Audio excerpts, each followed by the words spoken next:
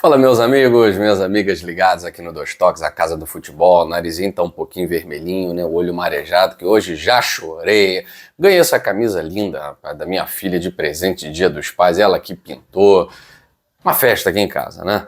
Enfim, espero que esteja sendo um dia maravilhoso para vocês também. E muitos não têm o seu pai, né, perto nesse momento, que tenha boas lembranças, boas memórias, porque o amor, ele não acaba nunca, né? E nem a morte separa os que se amam.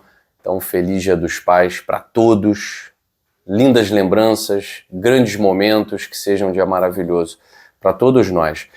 Falar de Campeonato Brasileiro, né? Ontem, alguns jogos importantes da rodada.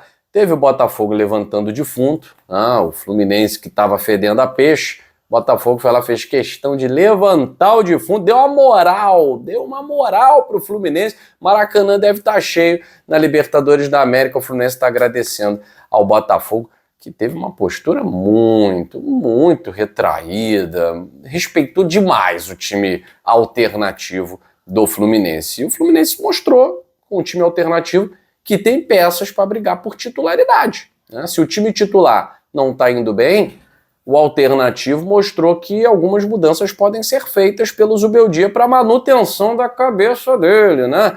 Enfim, Grêmio venceu o São Paulo, tivemos aí outros jogos importantes, a gente vai traçar a rodada e hoje tem Flamengo e Palmeiras, né? O Cruzeiro está querendo se aproximar do G4, nesse momento está ganhando do Mirassol, e tem Bahia, o Bahia também querendo se aproximar mais uma vez do bloco da frente, vai jogar contra o Vasco, que quer manter o embalo, né? Classificou na Copa do Brasil. Será que o Vasco é realmente um time só de Copa? E no Campeonato Brasileiro não consegue render? Enfim, vamos ver. Hoje a rodada vai ser muito interessante. Vou falar aqui primeiro de Botafogo e Fluminense.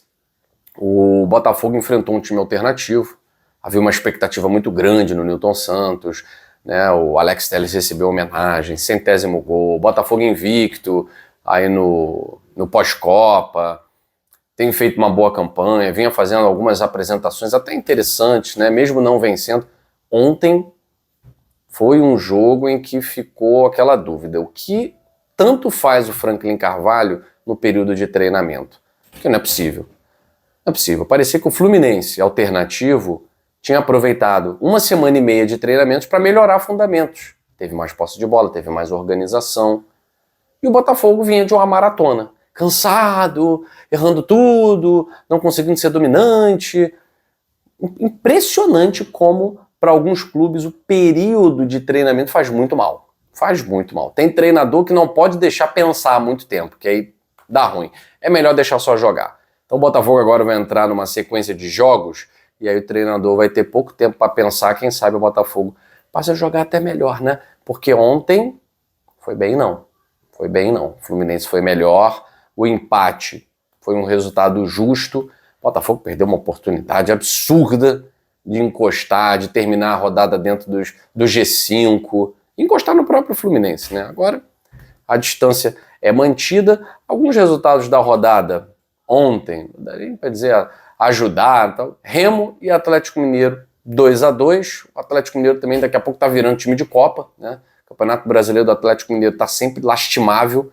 O Remo a passos curtos, mas sempre em frente ao Z4.